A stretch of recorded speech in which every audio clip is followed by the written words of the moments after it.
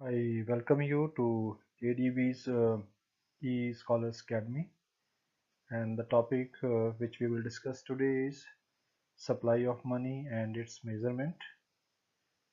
So आज के इस टॉपिक में हम मनी सप्लाई और उसको कैसे मापते हैं उसके बारे में हम डिटेल में डिस्कस करेंगे.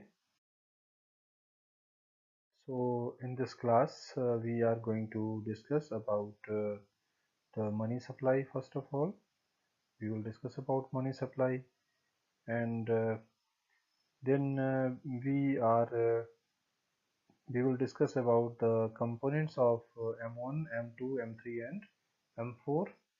Then we will discuss in detail about the components of M1. We will have the detailed discussion of this. After that, we will discuss about the producers or suppliers of money. Who are the producers of money or suppliers of money? And after that, we will discuss that on what conditions or what are the conditions of RBI for issuing the new currency notes. And after that, we are going to discuss about the limited legal tender money and unlimited legal tender. So this is the list of the topics which we are going to discuss in today's class. So what is supply of money or what is money supply? We will discuss about this now. So first of all, money supply is a stock concept. It is a stock concept. Why it is stock concept? Because whenever we discuss about the supply of money, we measure it at a point of time. समय के एक बिंदु पर इसको हम मापते हैं, money supply को या सप्लाई ऑफ मनी को, तो इसलिए हम इसको स्टॉक कॉन्सेप्ट कहते हैं. अच्छा, अब आता क्या है इसके अंदर, क्या क्या हम इसमें शामिल करते हैं? What is include in the money supply? It refer to total stock of money of all types held by the people of the country at a point of time. कि मनी सप्लाई में हम लोग क्या लेते हैं? Total stock of money को लेते हैं कि मनी का जो टोटल स्टॉक है किसके पास है? पब्लिक के पास. और किस तरह का स्टॉक है? Of all types of money, मतलब stock of money of all types, जिसमें करेंसी नोट्स हैं चाहे करेंसी कॉइन्स हैं. किसी भी तरह का मनी का जो स्टॉक है जो पब्लिक के पास है समय के एक निश्चित बिंदु पर, उसको हम कहते हैं मनी सप्लाई या सप्लाई ऑफ मनी. अब यहाँ एक चीज ध्यान देने वाली है, वो क्या है? It does not include. इसमें क्या शामिल नहीं होता है? अब क्या शामिल होता है उसके ऊपर हमने बात कर ली. क्या शामिल नहीं होता है? वो क्या क्या शामिल नहीं होता है? Number one is stock of money held by the government. कि गवर्नमेंट के पास जो मनी का स्टॉक है उसको हम मनी सप्लाई में शामिल नहीं करते हैं. Number two, stock of money held by the banking system of the country. Banking system of country का मतलब है commercial bank plus central bank. तो सेंट्रल बैंक और कमर्शियल बैंक के पास जो स्टॉक ऑफ मनी है उसको भी मनी सप्लाई में शामिल नहीं किया जाता है. क्यों? अब इसके पीछे क्या कारण है कि शामिल नहीं किया जाता है? इसका कारण है कि banking system of the country and the government of the country, ये दोनों ही सप्लायर ऑफ मनी होते हैं या प्रोड्यूसर ऑफ मनी होते हैं. तो इसका मतलब है कि जो प्रोड्यूसर है उसके पास जो भी अमाउंट बचा है किसी चीज का, this is not known as the supply, rather it is known as the stock. तो प्रोड्यूसर्स के पास जो मनी सप्लाई है, this is stock of money, not the supply of money. तो सप्लाई ऑफ मनी में हम जो शामिल करेंगे वो क्या है? It simply refers to total stock of money of all types held by the people of the country at a point of time. समय के एक बिंदु पर जो देश की जनता है उसके पास जितनी भी करेंसी है उसके पास है समय के एक बिंदु पे, उसको हम कहते हैं money supply.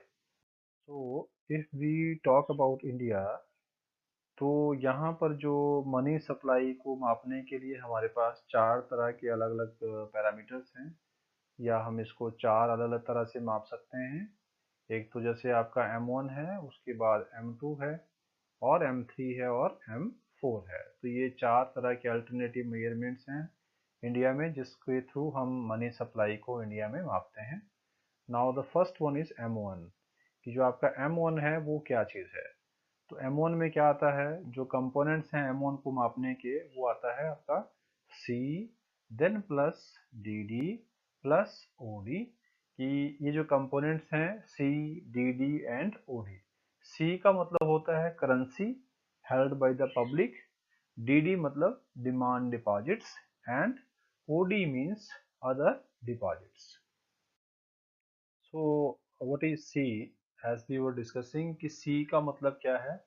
It refers to the currency held by the public and it includes coins as well as paper notes.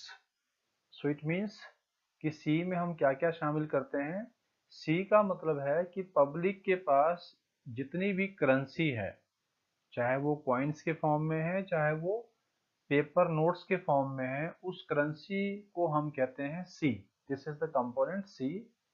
And next one is DD, demand deposits. तो डिमांड डिपॉजिट्स में हम लोग क्या क्या लेते हैं। Demand deposit refer to demand deposits of the people with the commercial bank. DD का मतलब है कि जो पब्लिक का डिमांड डिपॉजिट है कमर्शियल बैंक के पास, मतलब जो चेकेबल डिपॉजिट है, जिसको पब्लिक जो है वो थ्रू चेक्स निकाल सकती है, ऑन डिमांड जिसका यूज कर सकती है, उसको हम कहते हैं DD, मतलब demand deposits. And these are checkable deposits which can be withdrawn और ट्रांसफर्ड ऑन डिमांड, मतलब जिन फंड्स को हम चेक्स के थ्रू विड्रॉ कर सकते हैं या बाकी जो मोड है विड्रॉल के, उसके थ्रू विड्रॉ कर सकते हैं, ATM के थ्रू विड्रॉ कर सकते हैं, या फिर हम उसको ऑनलाइन ट्रांसफर कर सकते हैं, उसको हम ट्रांसफर भी कर सकते हैं ऑन डिमांड। जब ऑन डिमांड की यहाँ बात हो रही है तो इसका जो सीधा सीधा मतलब है वो ये है कि उसको जब चाहे अपनी इच्छा अनुसार वो कस्टमर जब चाहे उसको ट्रांसफर कर सकता है या उसको विड्रॉ कर सकता है। So now we will discuss about OD। OD refers to other deposits with RBI which includes, कि जो अदर डिपॉजिट्स होते हैं RBI के पास, जिसमें क्या क्या शामिल करते हैं। पहला है demand deposits of public financial institutions like NABARD, कि जो पब्लिक फाइनेंशियल इंस्टीट्यूशंस होती हैं जैसे कि NABARD है, इस तरह की और भी इंस्टीट्यूशंस हैं, तो उनका जो RBI के पास पैसा जमा होता है उसको हम कहते हैं demand deposits of public financial institutions. And second component is demand deposits of international financial institutions like IMF, International Monetary Fund and World Bank। ये क्या है, ये इंटरनेशनल फाइनेंशियल इंस्टीट्यूशंस हैं। तो अगर इनके कुछ फंड्स जो हैं RBI के पास जमा हैं तो उसको हम अदर डिपॉजिट्स में शामिल करते हैं। और इसका तीसरा कंपोनेंट है वो है demand deposits of foreign central banks and foreign government, कि मतलब किसी भी दूसरे देश के सेंट्रल बैंक के फंड्स अगर RBI में जमा हैं या किसी फॉरेन कंट्री की किसी गवर्नमेंट ने कुछ फंड्स RBI के पास जमा करवाए हैं किसी भी पर्पस के लिए, तो उसको हम काउंट करते हैं OD में। तो this is the component of OD। First one was demand deposit of public financial institutions, second was demand deposit of international financial institutions जिसमें IMF है, वर्ल्ड बैंक है, और तीसरा है demand deposit of foreign central banks और foreign governments. Now we will discuss about the supply of money and its measurements. Means we are discussing about the measurements in this slide. First one is M1, which we have discussed. The components of M1 are C plus DD plus OD, which we discussed in the previous slide. C currency with the public, DD you know and OD you also know. So this was the component of M1. Now let us discuss about M2. M2 refers to the sum total of two components. Number one is M1, then plus second one is deposit with post office saving bank account means this refers to deposits with the post office saving accounts। जो post office में saving accounts में लोग पैसा डालते हैं उसको हम M1 में जब प्लस कर देते हैं तो ये आपका M2 बन जाता है मनी सप्लाई के लिए।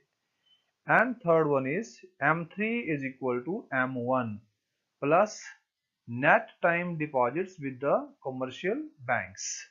अब इसमें आपको तीन बातें ध्यान से समझनी है, वो क्या क्या है। M3 में हम क्या लेते हैं, M1 को लेते हैं। जैसे हमने M2 में M1 को लिया था तो आपने M3 में याद रखना है कि ये M3 भी जो शुरू होता है वो M1 से ही शुरू होगा। यहाँ गलती से आपने M2 नहीं लिखना है। M3 जो है वो M1 प्लस जो नेट टाइम डिपॉजिट्स होते हैं कमर्शियल बैंक्स के पास उसका सम टोटल होता है। मतलब यहाँ गलती से ये नहीं करना है कि अगर M2 is equal to M1 plus other component है तो फिर M3 is equal to M2 plus other component होगा। No, this is wrong. तो आपको क्या लेना है, M3 is equal to M1 plus net time deposits with the commercial banks. तो ये पहली बात होगी कि आपको M2 से शुरू नहीं करना है, आपको शुरू करना है M1 से। और दूसरा इसमें हमने जो कंपोनेंट डिस्कस किया है वो है आपका नेट टाइम डिपॉजिट्स। तो टाइम डिपॉजिट्स क्या होता है, जो फिक्स्ड डिपॉजिट्स होते हैं या टर्म डिपॉजिट होते हैं, जो एक पर्टिकुलर टाइम पीरियड के लिए हम अमाउंट को बैंक में एफडी के फॉर्म में जमा करवा देते हैं। तो कमर्शियल बैंक्स के पास जितने भी नेट टाइम डिपॉजिट्स हैं उसको हम इसमें M1 में जब शामिल करते हैं तो वो आपका बनता है M3। और अगला पॉइंट आपका है M4। M4 क्या चीज है, M4 is equal to M3 plus total deposit with post office other than national saving certificate. कि M4 जब आप निकालेंगे तो M4 is equal to M3 से हम इसको शुरू करेंगे और प्लस करेंगे इसमें जो टोटल डिपॉजिट विद किसके पास है, पोस्ट ऑफिस के पास जो टोटल डिपॉजिट्स हैं, but it should be other than national saving certificate. कि नेशनल सेविंग सर्टिफिकेट्स के अलावा बाकी जितना भी पोस्ट ऑफिस में पैसा जमा है उसको जब हम M3 में प्लस करते हैं then this becomes your M4। so these were the components of M4 and we discussed about M1, M2, M3 and M4 which we call the alternative measurements of money supply in India. So in the one of the slide in another video we had discussed about the narrow money and broad money. Now let us recap once again about this topic. Now when we talk about the narrow money, we refers to these two components, that is M1 or M2. It is not M1 plus M2. It is not the addition of two, but it is one of them, either M1 or M2. When we make the measurement of money supply using M1 or M2, it means we are concerned with the narrow money. But when we measure the money supply using M3 or M4, it refers to the broad money in the economy. Okay, now we will discuss about कि RBI जो है वो currency issue करता है तो वो कैसे करता है, उसका करेंसी इशू करने का जो मतलब प्रोसीजर है, बेस है, वो क्या है। तो RBI जो है ये एक मिनिमम रिजर्व सिस्टम के बेस पर करेंसी इशू करता है और मिनिमम रिजर्व सिस्टम जो है ये 200 करोड़ रुपए का होना चाहिए और जिसमें से 115 करोड़ का जो है वो गोल्ड का रिजर्व होना चाहिए और बाकी 85 करोड़ जो बच जाता है वो फॉरेन सिक्योरिटीज का रिजर्व होना चाहिए। तो कुल मिला के 200 करोड़ का एक मिनिमम रिजर्व जो है वो मेंटेन करवाता है आरबीआई करेंसी छापने से पहले। और एक चीज यहाँ नोट करने वाली है वो ये है कि जो गोल्ड रिजर्व है ये प्रोपोर्शनेट अमाउंट नहीं होता है। मतलब किसका प्रोपोर्शनेट, करेंसी इन सर्कुलेशन। तो ऐसा नहीं है कि जो गोल्ड रिजर्व है वो प्रोपोर्शनेट रहेगा करेंसी इन सर्कुलेशन का, ऐसा नहीं है। वो एक मिनिमम रिजर्व है गोल्ड का जिसको मेंटेन करना होता है। और दूसरी जो इम्पोर्टेंट पॉइंट यहाँ पर नोट करने के लिए है वो ये है कि money with the public is entirely credit money, कि जो पब्लिक के पास जो पैसा है वो पूरी तरह से क्रेडिट मनी है। क्रेडिट मनी हमने अभी डिस्कस किया था कि क्रेडिट मनी वो मनी होता है जिसका मनी वैल्यू उसकी कमोडिटी वैल्यू से ज़्यादा होता है। तो इसका मतलब है कि लोगों के पास या पूरे सिस्टम में जितना हमारे पास मनी है, मनी विद द पब्लिक, यहाँ पर बात हो रही मनी विद द पब्लिक जो है वो क्या है, क्रेडिट मनी है। वो क्रेडिट मनी क्यों है? Because it can not be converted into bullion like silver and golds, कि इसको हम, ऐसा नहीं है कि जितना करेंसी जो है वो पब्लिक के पास है उसको हम गोल्ड या सिल्वर में कन्वर्ट कर दें, ऐसा पॉसिबल नहीं है। मतलब this is one short of credit money only. और अगला इसमें जो पॉइंट डिस्कशन के लिए है वो ये है कि aggregate monetary resource of the country. जब हम बात करते हैं aggregate monetary resource of country की, तो इसका मतलब होता है M3। This question can be also asked in the examination that what is the component to be used as, or what is the measurement of to be used as aggregate monetary resources। तो किसी भी country का जो aggregate monetary resources हैं, जब उसको हमने मापना है तो उसके लिए हम M3 जो है वो यूज करते हैं। और एक बहुत ही इंपॉर्टेंट अगला पॉइंट है वो ये है कि limited legal tender and unlimited legal tender. तो इसका क्या मतलब है? जैसे इंडिया में जो कॉइन्स हैं वो एक तरह से लीगल टेंडर है। लीगल टेंडर का मतलब है कि कॉइन्स को हम जब यूज करते हैं तो वो एक लिमिटेड अमाउंट में ही उसको हम यूज कर सकते हैं।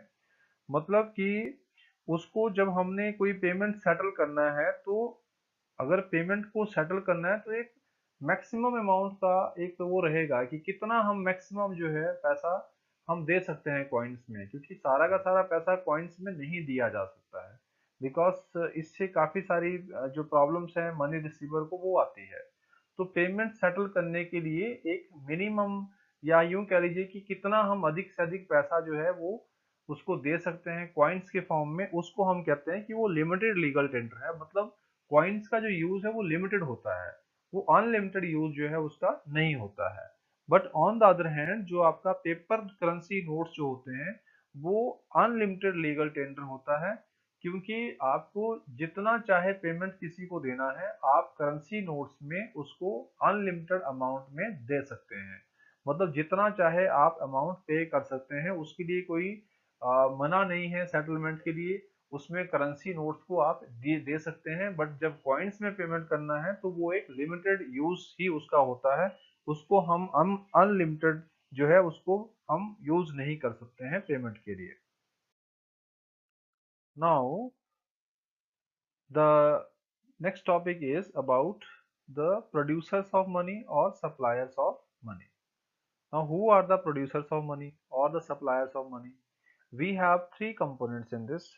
Number one is central bank of the country, and number two is commercial banks, and number three is government. So there are three producers of money supply, which includes central bank, commercial bank, and government. Or we can also say like this, that producers of money are banking system of the country and government of the country, because banking system of country includes both central bank as well as commercial bank. तो supplier या producer of money में हम तीन component लेते हैं, और जिसमें हम सेंट्रल बैंक को लेते हैं, कमर्शियल बैंक को लेते हैं और गवर्नमेंट को लेते हैं। यूजुअली हम इसको दो ही मानते हैं, क्योंकि सेंट्रल बैंक और कमर्शियल बैंक को हम बैंकिंग सिस्टम ऑफ कंट्री कह देते हैं। तो यूजुअली हम जब सप्लायर ऑफ मनी या प्रोड्यूसर ऑफ मनी की बात करते हैं तो उसमें हम government of country and banking system of country in दोनों को शामिल करते हैं। आपका नेक्स्ट जो पॉइंट है वो है ग्रॉस डिमांड डिपॉजिट्स क्या है और नेट डिमांड डिपॉजिट जो है वो क्या होते हैं। तो gross demand deposit includes inter banking claims. देखिए यहाँ ये समझना जरूरी है इंटर बैंकिंग क्लेम्स क्या है।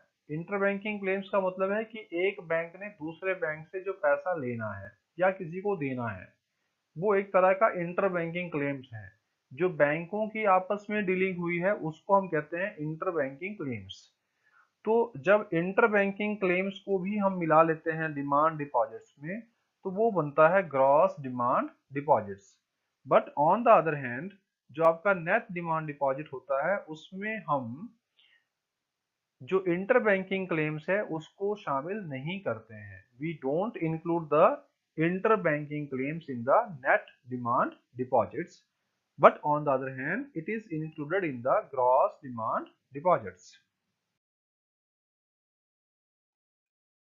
Now we will discuss about the questions based on the topic, that what sort of questions can be asked in the examination out of this topic which we have discussed.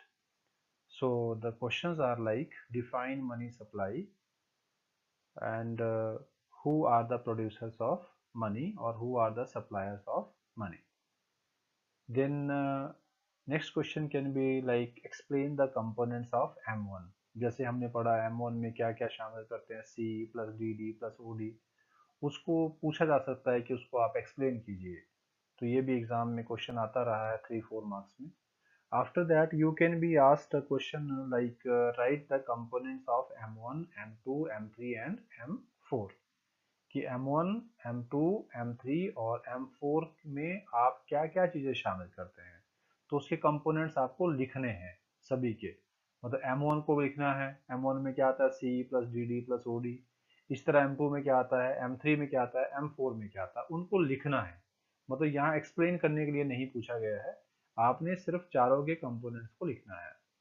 अगला है कि what governs note issue in India, या इसको हम कह सकते हैं कि RBI या सेंट्रल बैंक किस बेस पर जो है वो मनी सप्लाई देता है इकोनॉमी के अंदर, किस बेस पे वो नई करेंसी छापता है, वो उसके बारे में यहाँ पूछा गया है। जैसे मैंने बताया था कि जो 200 करोड़ का रिजर्व जो है वो RBI को पहले मेंटेन करना पड़ता है, ये क्वेश्चन उस चीज से कंसर्न है। उसके बाद अगला क्वेश्चन है कि जो ग्रॉस डिमांड डिपॉजिट्स हैं और नेट डिमांड डिपॉजिट्स होते हैं उसमें क्या डिफरेंस होता है। तो वो भी क्वेश्चन हमने डिस्कस किया है कि जो इंटर बैंकिंग क्लेम्स को जब हम शामिल करते हैं तो वो ग्रॉस डिमांड डिपॉजिट बन जाता है, बाकी में जो है वो ग्रॉस डिमांड डिपॉजिट नहीं होता है, नेट डिमांड डिपॉजिट्स में वो नहीं आता है। इसके अलावा जो है, जो आपका लिमिटेड लीगल टेंडर है और अनलिमिटेड लीगल टेंडर है, तो ये भी हमने बताया था कि जैसे कॉइन्स हैं तो वो लिमिटेड लीगल टेंडर होता है, और जो करेंसी नोट्स हैं वो अनलिमिटेड लीगल टेंडर होता है। उसके बारे में हम, आप जो है वो डिटेल में इसको आंसर कर सकते हैं। इसके अलावा इसके ऊपर जितने भी MCQs बन सकते हैं या जो ट्रू फॉल्स क्वेश्चंस बन सकते हैं वो आपकी बुक्स में बहुत सारे दिए होंगे, तो आप उनको भी साथ साथ जो है वो प्रैक्टिस करें ताकि आप इसको अच्छे से एग्जामिनेशन पॉइंट ऑफ व्यू से टॉपिक को प्रिपेयर कर सकें। So so thank you all for watching this, और आप सभी इस चैनल को ज़रूर सब्सक्राइब करें ताकि आप जो लेटेस्ट वीडियोस हैं वो आपको सबसे पहले मिल जाए और आप अपने स्टडीज़ को एंजॉय कीजिए। और अपने जो फीडबैक है उसे आप ज़रूर कमेंट बॉक्स में लिखकर भेजें, ताकि अगर कुछ कमी भी है तो उसको हम और बेटर बनाएं, उसको और अच्छे से करें ताकि स्टूडेंट्स का मैक्सिमम बेनिफिट उसमें हो। और साथ में if you find that this is something helpful for other students also, or it is meaningful for other students, so please definitely share this video also, or share the link of the video with the other students so that they also can get benefit out of it। तो आप इसको subscribe भी करें और इसको share भी करें ताकि दूसरों को भी इसका बेनिफिट जो है मिल सके। So with this words, thank you all.